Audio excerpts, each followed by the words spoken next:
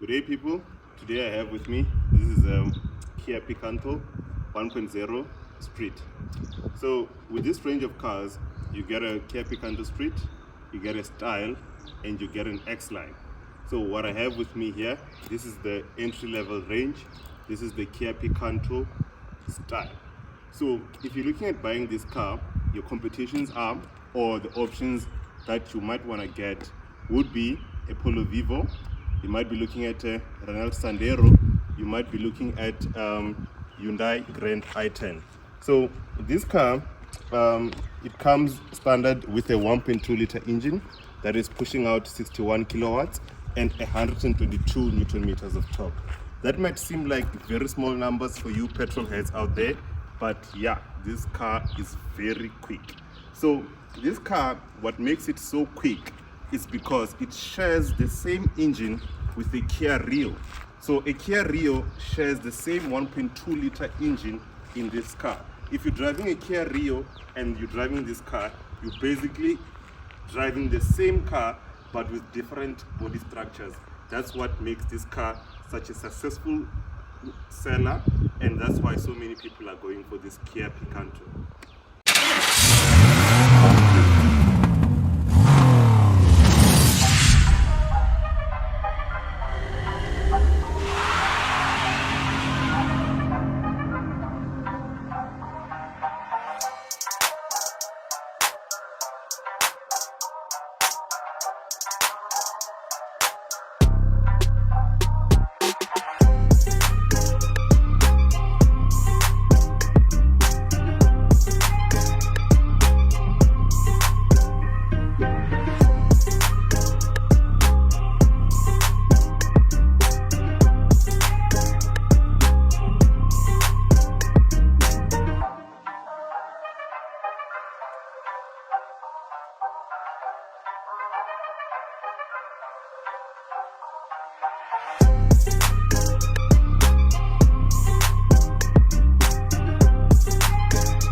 So if you come into the front of the Kia Picanto, you can see there's a nice grille, very nice intakes.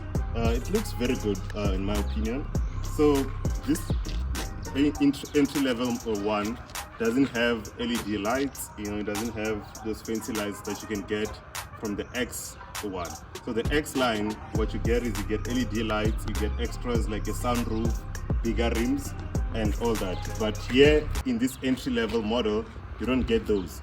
So what you instead get is these basic 13-inch rims. These come in 155/80. So 155 is how width the tire is, and 80 is how wide the tire is. So they are very small tires, but they complement the size of this car. So this is a very small car, so if you have these small tires, it doesn't really impact the handling that much. You can still take corners with this car, even though it has small tires. So if you want to get better handling in this car, you can get the X-Line or you can get the street version. So with the street version, the wheels are upgraded to 14 inches, and if you get the X-Line version, the wheels are upgraded to 15 inches. Then you get nicer alloy wheels, and not just this plastic with steel alloys. So let me get you inside the Kia Picanto and let's see how the interior is. Okay, so getting inside the Kia Picanto, the interior, it's very upmarket, it's very solid. So I've spent around a week with this car, and yeah, it feels very steady and everything seems like it's very high quality.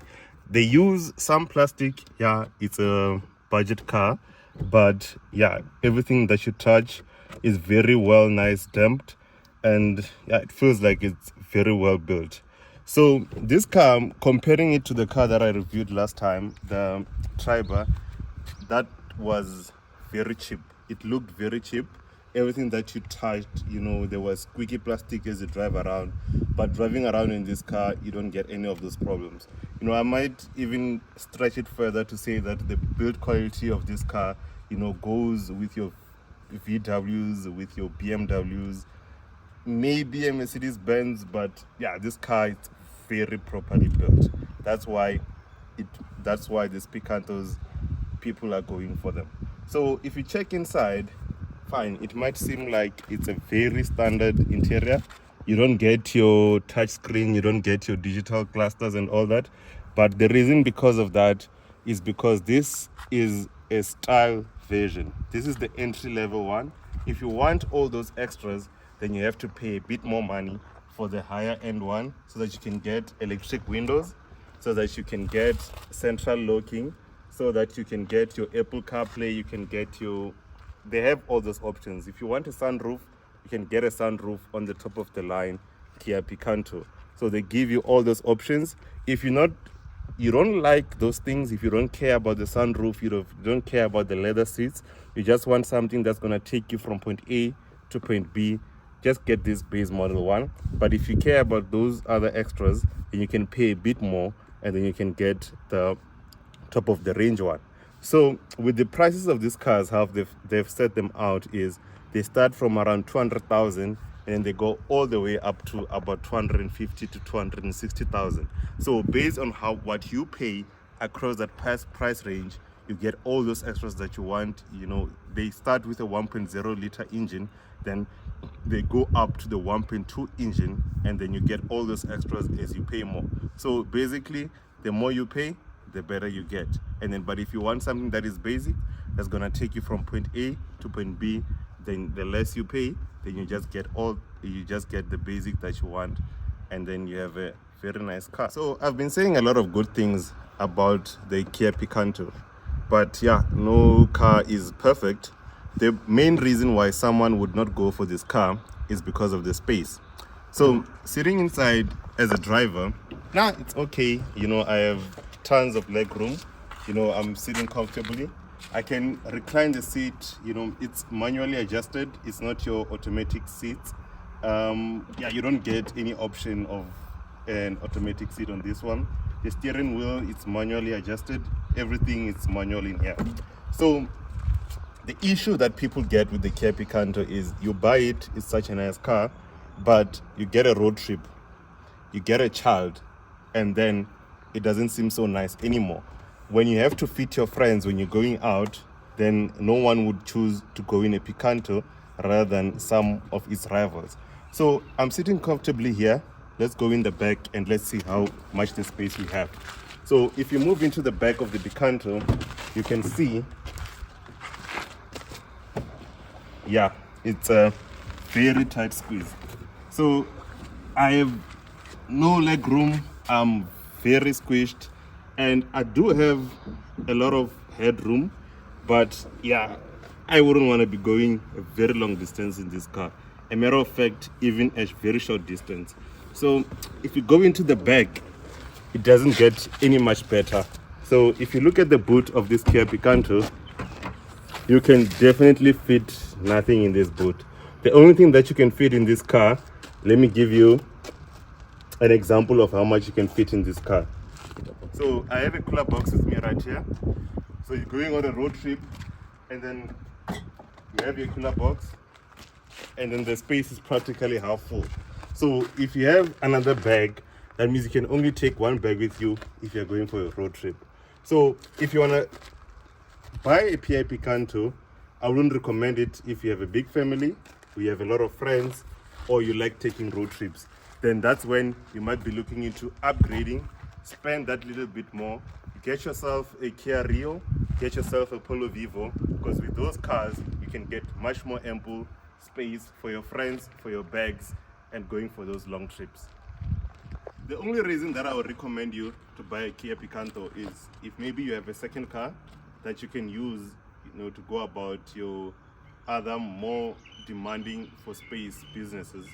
But if you don't have that option, or if you don't really need all that space, this car is a very good car to drive, and it's very good value for money. So let's take this car for a test drive, and let's see where this car excels. Let's go.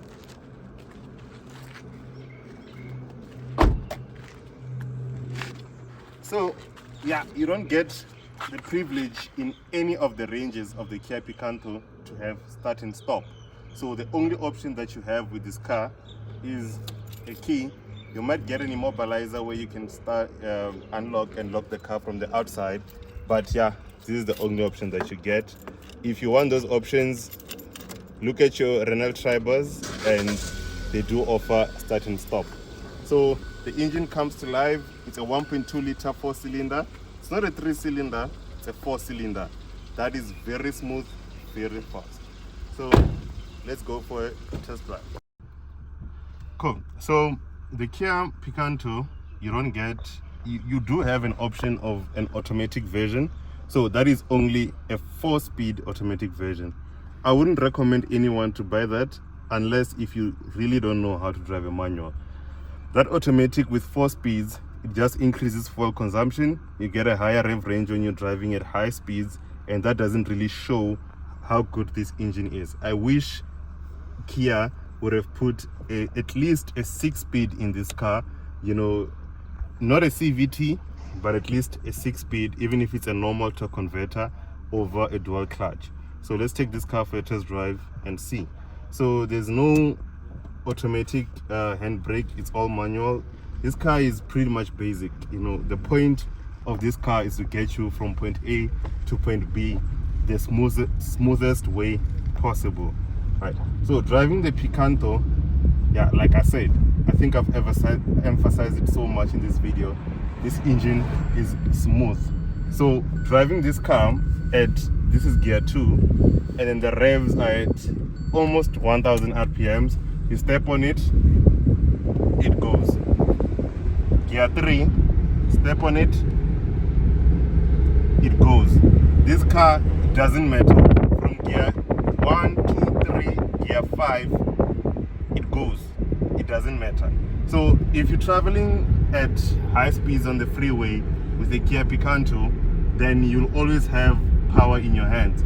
If you just step on the accelerator, you don't have to do a change down. If you're going uphill, you don't have to do a change down. This car will always go forward. So let's go up this road and let's test how it goes. So I traveled with this car. I got it. It had a full tank of petrol when I got it. I went to Mpumalanga. I came back to Joburg, went back to Mpumalanga, then came back to Joburg with the same full tank. That's how efficient this car is. So this car only uses Picanto, Kia, they claim that this car only uses 4.5 liters to 100. I got less than that. That's how good and fuel efficient this car is. So if you're taking the Picanto in a long drive, you're gonna get the best fuel economy. You won't even notice that if you put in petrol, it can take you as far as you want. So let's test how quick this car is. You know, we're from a stop, gear 1, let's see how fast it goes. So let's see, gear 1, gear 2, see, that's 60. This thing is fast, guys. If you come at me with your Fiestas, your Polo Vivos, your Quid, you know, you're not gonna catch me in this car. If you get a good driver, this thing is very fast. It's so comfortable when you're driving it. The suspension, so it uses in the front, it's a McPherson suspension. So a McPherson suspension, what it does is it dampers the road so much you don't even feel when you're going over bumps. You know, when you're driving, when you're cruising with this car at 120, you don't even feel that you're going that fast. That's helped with this smooth engine and the 5-speed gearbox that keeps the revs just under 3000 RPMs when you're going 120. So this thing is a very good driver's car that will even impress one of the best petrol heads out there. So big ups Kia, you made a very good driver's car. If only you would sort out the space issue, then I wouldn't mind driving this car anywhere that I want to go. Hey guys, Kia Picanto 0 to 100, not in a lifetime, but in a short period of time.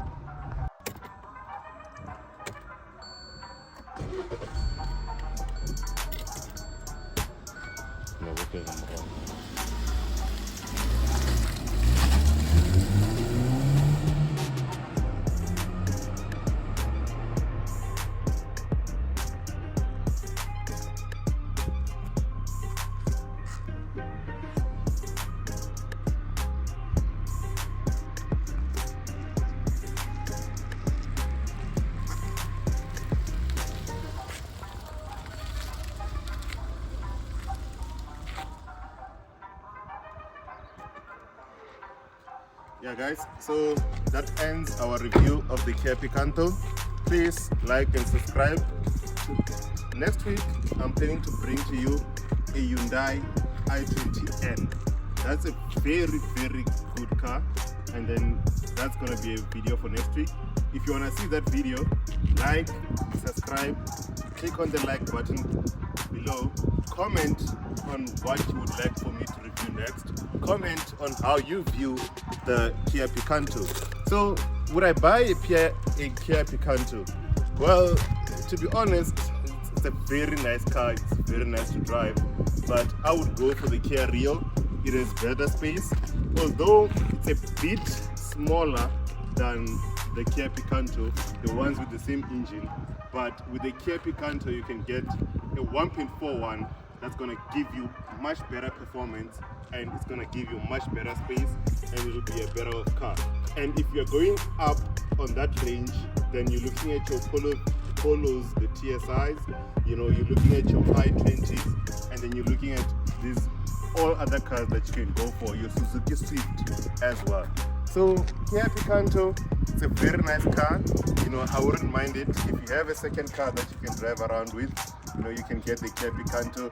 But getting this car as your only car, it's a no-no for me. If you have a second car, or if you don't care about space at all, or it's just a temporary car that you want to use, you know, if you want to get to know how to drive, if you're just a learner driver, then at utmost get this car. Don't get a Kia Quid, don't get a Renault Quid. I wouldn't recommend that. This is a much better car. If you're getting those two at the same price point, rather buy this car, except all other brands. But as for that, thank you guys. Thank you for watching Car Talk. Like and subscribe for more content.